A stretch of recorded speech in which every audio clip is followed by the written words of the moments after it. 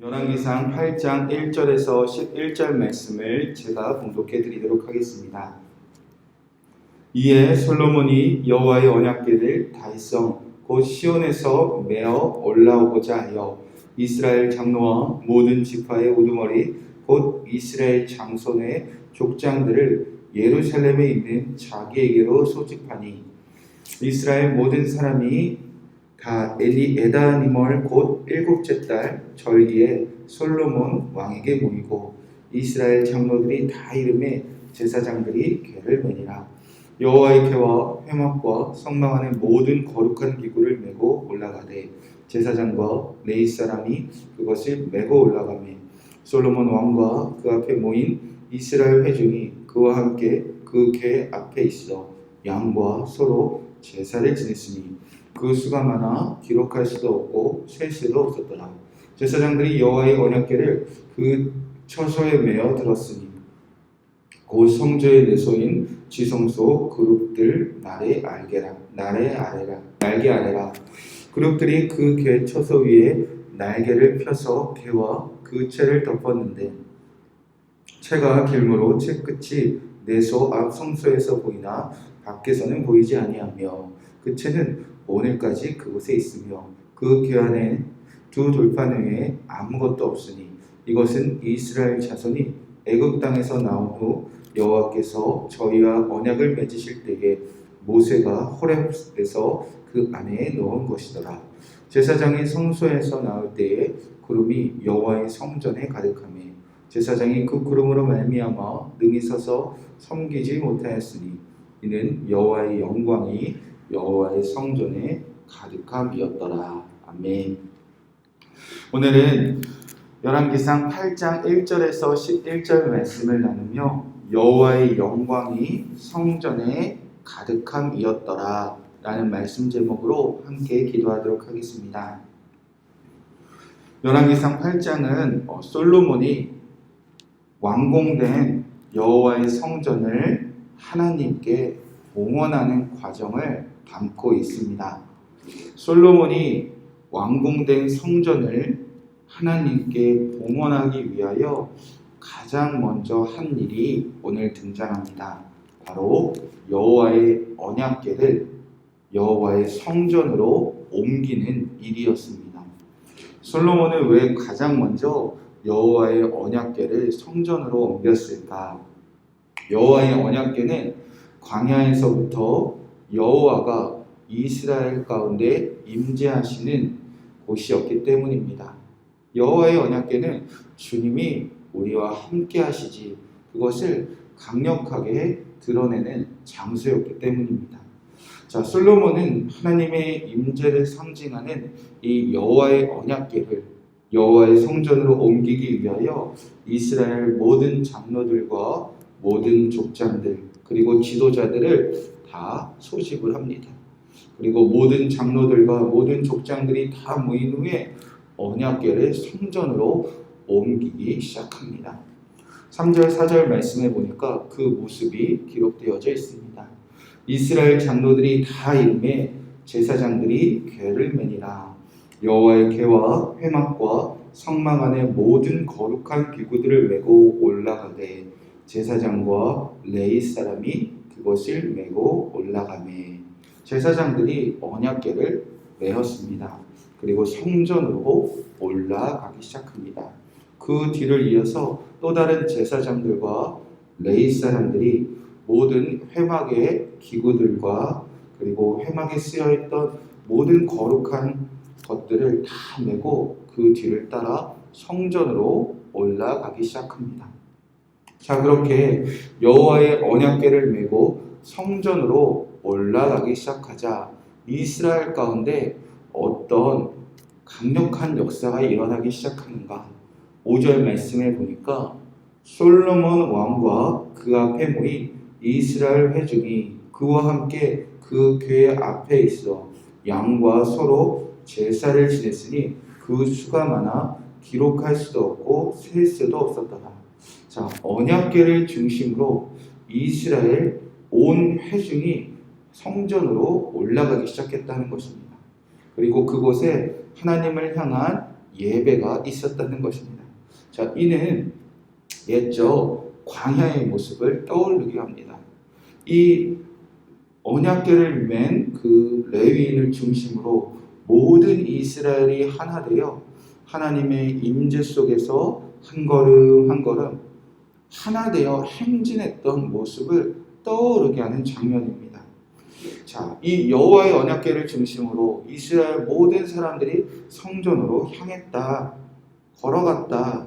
자, 사실 별일 아닌 것 같지만 지금 이스라엘은 가나안 땅에 정착한 이후에 끊임없이 다투고 싸우고 분열이 있었던 민족으로 변해버렸습니다. 사사기 시대 때는 말할 것도 없고요. 사울이 왕이 되었을 때도 또 다윗이 왕이 되었을 때도 끊임없이 다투고 민족이 분열되었던 이스라엘은 끊임없이 갈라지고 있었다는 겁니다. 그런데 이스라엘이 마치 언약궤를 중심으로 성전으로 향하자 그렇게 다투고 싸웠던 그 이스라엘이 온전히 하나 되는 놀라운 역사가 이곳에서 다시 시작되었다는 것입니다. 여러분, 하나님이 우리 가운데 임재하시는 그 능력이 바로 여기에 있습니다. 하나님이 임하시면, 하나님이 함께 하시면 그곳은 온 성도들을 하나 되게 하는 능력이 여기에 있다 싶습니다. 자, 그렇게 하나님의 임재를 상징하는 언약궤 앞에서 온 이스라엘 백성들이 모든 다툼과 분열을 다 내려놓고 하나가 되었습니다. 그리고 그 귀한 언약궤를 성전 안에 옮겨 놓았습니다. 자, 이후 여호와의 언약궤 안에는 도대체 무엇이 들어있길래 그곳에 여호와가 임하시는지 그 안을 공개하는 그런 기록이 있습니다. 9절 말씀에 보니까 여호와의 언약궤는 무엇이 들어있었길래 하나님이 그곳에 강력하게 임하시는가? 그 궤 안에는 두 돌판 외에 아무것도 없었다라고 기록되어져 있습니다. 이것은 이스라엘 자손이 애굽 땅에서 나온 후 여호와께서 저희와 언약을 맺으실 때에 모세가 호렙산에서 그 안에 넣은 곳이었더라. 여호와의 언약궤 안은 모세가 호렙산, 우리가 잘 아는 시내산에서 하나님께 받은 그 돌판, 그 두 돌판 외에는 아무것도 없다는 것입니다. 자, 본래 이전 언약궤 안에는 아론의 쌍난 지팡이와 만나를 담는 항아리도 같이 놓여져 있었습니다. 그런데 이제는 다 사라지고 딱 하나 남았는데 여호와의 율법, 여호와의 말씀, 그 하나님의 말씀을 상징하는 이 두 돌판 외에는 아무것도 남지 않았다는 것입니다. 자, 이는 하나님의 강력한 임재는 지금도 어디 위에 나타나는가? 하나님은 지금도 무엇을 통해 우리와 함께 하시는가를 분명히 성경은 말하고자 하는 것입니다. 자, 아론의 쌍난 지팡이와 하늘에서 내린 만나를 담는 이 항아리는 신비로운 이적과 하나님이 우리에게 때때로 베푸시는 기적을 상징하는 그런 두 상징적인 물건이었습니다. 우리는 때때로 하나님이 나와 함께 하시는가, 주님이 정말 내 안에 임하고 계시는가, 우리는 이렇게 지팡이에서 싹이 나는 일, 하늘에서 만나가 내린 일과 같은 신비로운 이적과 기적을 보는 것으로 주님이 나와 함께 하시지, 그렇게 하나님의 임재를 확인하고 싶어하는 마음이 강합니다.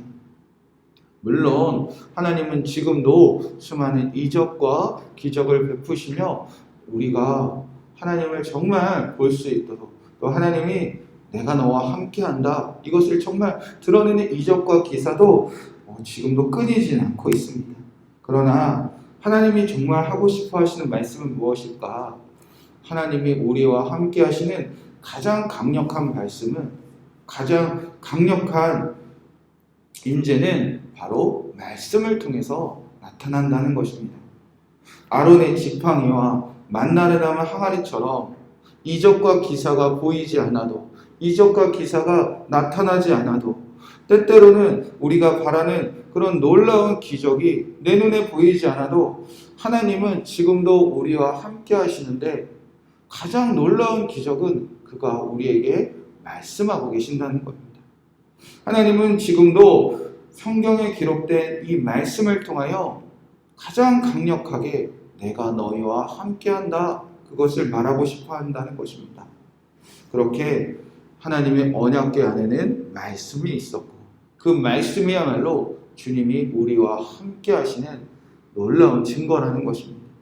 그렇게 솔로몬과 제사장들 그리고 장로들, 족장들, 온 백성이 하나 되어 하나님의 말씀이 담긴 여호와의 언약궤가 성전 안에 놓여지자 그 성전 안에 어떤 일이 일어나는가? 10절, 11절 말씀해 보니까 제사장이 성소에서 나올 때에 구름이 여호와의 성전에 가득하며 제사장이 그 구름으로 말미암아 능히 서서 섬기지 못하였으니 이는 여호와의 영광이 여호와의 성전에 가득함이었더라. 여호와의 언약궤가 옮겨지고 그 언약궤에 담긴 말씀이 성전 안에 거하니 제사장들이 능히 서 있지 못할 정도로 여호와의 영광이 성전에 충만했다는 것입니다. 여호와의 영광은 하나님이 정말 살아계시다, 우리와 정말 함께 하시지, 그거 다 보게 되는 순간을 여호와의 영광이라고 표현하지 않습니까? 그렇게 교회는, 그리고 교회와 같은 우리의 가운데 하나님이 내 안에 충만히 임하시는 그 영광은 바로 여호와의 말씀 안에 있다는 것입니다. 우리가 사랑하는 교회가 이렇게 여호와의 영광이 충만한 교회가 되기를 우리가 함께 기도하기 원합니다. 그리고 그 교회의 몸된 성도들의 삶 속에서도 누구도 부정할 수 없게 주님이 나와 함께 하시지, 그 하나님의 임재를 강력하게 맛보는 여러분의 삶이 되기를 우리가 함께 기도하기 원합니다. 자, 이제 우리 함께 기도할 텐데요. 첫째, 우리가 사랑하고 섬기는 교회 위에 여호와의 임재가 가득하게 하여 주시옵소서. 둘째는 여호와의 임재 안에서 온 교회와 온 가정이 하나 되게 하여 주시옵소서. 분열과 다툼과 싸움과 전쟁은 그치고 주님 앞에서 우리가 한 마음이 되게 하여 주시옵소서. 셋째로 여호와의 영광이 충만한 가정과 교회가 되게 하여 주시옵소서.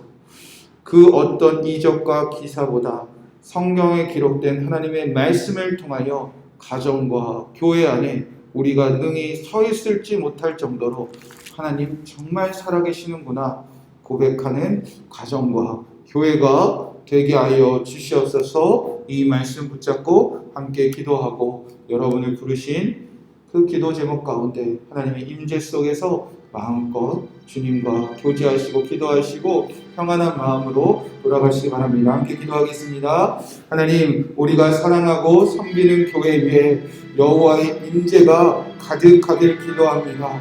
이곳에 하나님의 임재가 가득한 것을 우리가 믿음으로 바라보기 원합니다.